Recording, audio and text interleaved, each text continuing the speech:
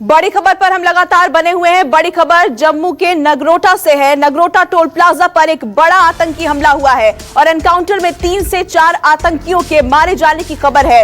आपको बता दें कि जो खबर है उसके मुताबिक ट्रक पर सवार आतंकी घाटी की ओर जा रहे थे और तभी टोल प्लाजा पर सुरक्षा बलों ने ट्रक को रोका।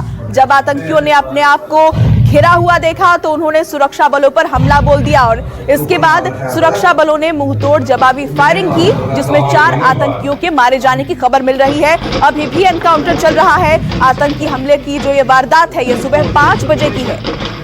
2 तस्वीरें हम आपको दिखा रहे हैं। 4 आतंकी ढेर हुए हैं इस एनकाउंटर में। दूसरी तस्वीर, जिस ट्रक में आतंकी जा रहे थे उस ट्रक को डिस्ट्रॉय कर दिया गया है, ब्लास्ट किया गया है। और हमारे सहयोगी आसिफ सुहाफ लगातार इस खबर पर हमारे साथ बने हुए हैं।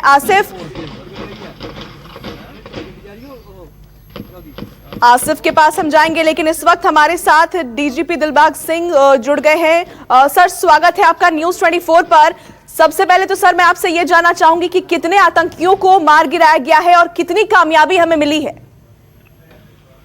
जी, सुबह जो ऑपरेशन शुरू हुआ था सुबह 5 बजे के करीब टोल प्लाजा, जहां पर जनवरी 31 को भी लास्ट ऑपरेशन हुआ था, उसी तर्ज पे जैश ए मोहम्मद का एक ग्रुप पाकिस्तान से लॉन्च किया गया था पिछली रात को। और ये ग्रुप एक ट्रक में बैठ करके कश्मीर की तरफ जा रहा था, जिनको इंटरसेप्ट किया गया नगरोटा बंद टोल प्लाजा के पास में।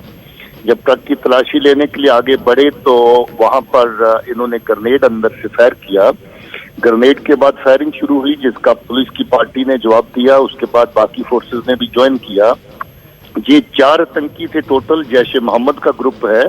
और इतला ये है कि ये बड़ी आतंकी कार्रवाई को किसी को अंजाम देने के लिए कश्मीर की तरफ जा रहे थे।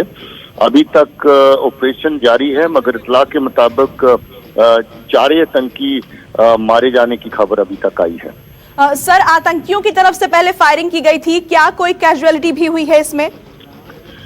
ग्रेनेड में कुछ हमारे लोग स्प्लिंटर इंजरीज लगी हैं, मगर स्टेबल हैं। बुलेट इंजरी किसी को नहीं है, स्प्लिंटर इंजरीज कुछ लोगों को आई है। सर, मैं आपसे समझना चाहूंगी, अगर आप हमें डिटेल में बता सके कि हुआ क्या टोल प्लाजा पर सुबह 5 बजे के वक्त की वारदात बताई जा रही है। क्या हुआ, किस तरह से चेकिंग की गई और पहली आतंकियों ने किस तरह फायरिंग की और उसके बाद हमने किस तरह जवाब दिया इसका? जी, पिछले कुछ दिनों से बार बार ये इनपुट अवेलेबल हो रहे थे कि इन्फिल्ट्रेशन बिड्स होनी है। कुछ रोज पहले पूरा एलसी के ऊपर बहुत बड़े लेवल पे सीज फायर वायलेशन पाकिस्तान की तरफ से हुआ था, जिसके दौरान उन्होंने आतंकियों को इस तरफ पुशिंग करने की कोशिश की। उस दिन भी इस सेक्टर के बारे में था कि इस सेक्टर से बाकी तरफ अंगेज करने के बाद इस सेक्टर से इन्फिल्ट्रेशन होगी। काफी दिनों से जो हमारा अलर्ट इस पूरे एरिया में चल रहा था और इतला के हिसाब से हम लोगों ने रात के दिन के नाके सब जगह पे अलर्ट रखे थे। रात को ये ग्रुप जब इन्फिल्ट्रेट करके आया तो हम लोग जगह जगह पर जो गाड़ियां रात को चलती हैं, ट्रक्स रात को चलते हैं, उनकी चेकिंग करते हैं। पहले भी जैसे आप जानते हैं कि जनवरी के महीने में 31 जनवरी को इसी तरीके से इन्फिल्ट्रेशन हुई थी और ट्रक में आतंकियों का ग्रुप बैठ करके आया था। उसमें भी 4 आतंकी मारे गए, 3 आतंकी मारे गए थे। इस बार भी उसी पैटर्न पे इन्फिल्ट्रेशन सेक्टर सांबा में हुई। ये जम्मू के एरिया में पड़ता है। और उसके बाद ये ट्रक में बोर्ड करके कश्मीर की तरफ जा रहे थे। रास्ते में जब चेकिंग के दौरान इनको रोका गया, ट्रक को चेकिंग करने के लिए पुलिस की पार्टी आगे बढ़ी, तो आगे बढ़ते ही इन्होंने ग्रेनेड अंदर से डाला, जिससे पता चल गया कि इसके अंदर आतंकी छुपे हुए हैं। पुलिस पार्टी ने पोजीशन अपनी ली और ट्रक को अपने घेरे में रखा। उसके बाद गोलीबारी शुरू हुई और गोलीबारी चलती रही काफी लंबा अरसा। सीनियर ऑफिसर भी सब मौके पर पहुंच गए पुलिस की तरफ से। बाद में सीआरपी और आर्मी ने भी ज्वाइन किया। ये सुबह 3 बजे शुरू होकर के कार्रवाई जो है वो अभी तक चल रही है। इसमें अभी इस वक्त क्योंकि ग्रेनेड बहुत ज्यादा फेंके गए और ट्रक के अंदर भी आग लग गई, उससे पहले 2 आतंकी मारे गए थे। अभी 2 आतंकी बचे हुए थे, उनके भी मारे जाने की इत्तला अभी जो है वो ग्राउंड से आई है। सर, इसको लेकर क्या पहले से ही इनपुट्स थे, पहले से ही स्पेसिफिक इंफॉर्मेशन थी कि आतंकी घाटी की ओर जा रहे हैं? पहले से जनरल जो इनकी इन्फिल्ट्रेशन बिड्स पाकिस्तान की तरफ से चल रहे हैं। रिजौरी पुंछ सब्जियां के सेक्टर में बहुत ज्यादा उस दिन जिस दिन सीज फायर वायलेशन हुई थी उस दिन भी आ रहा था कि आतंकी घुसेंगे। अभी अरनिया सेक्टर से कल और परसों की रात जो दरमियानी रात है वहां से ड्रोन से वेपन जो फेंके गए पाकिस्तान की तरफ से, और वो वेपन भी हम लोगों ने कैप्चर कर लिए हैं। इसके बाद सांबा और हीरानगर सेक्टर हमेशा इस्तेमाल होता है इन्फिल्ट्रेशन के लिए। बहुत सारी पुरानी जो इन्फिल्ट्रेशन हुई है इसी सेक्टर से हुई है। पूरे बॉर्डर के सेक्टर में इनपुट्स के हिसाब से हम लोग अलर्ट कर रखे हुए थे, और चेकिंग हमारी जितने भी रूट्स बॉर्डर से लेकर के वैली की तरफ जाते हैं सभी रूट्स के ऊपर रात को चेकिंग रहती है। हम लोग दोनों रास्ते जो मेन इस्तेमाल होते हैं श्रीनगर जाने के लिए दोनों कवर करके थे, और सुबह ही जब ये चेकिंग के दौरान हुआ तो उससे ये बात कंफर्म होगी कि जो इनपुट थे वो दुरुस्त थे, और उसके मुताबिक इन्होंने इन्फिल्ट्रेशन की और आगे वैली की तरफ जा रहे थे।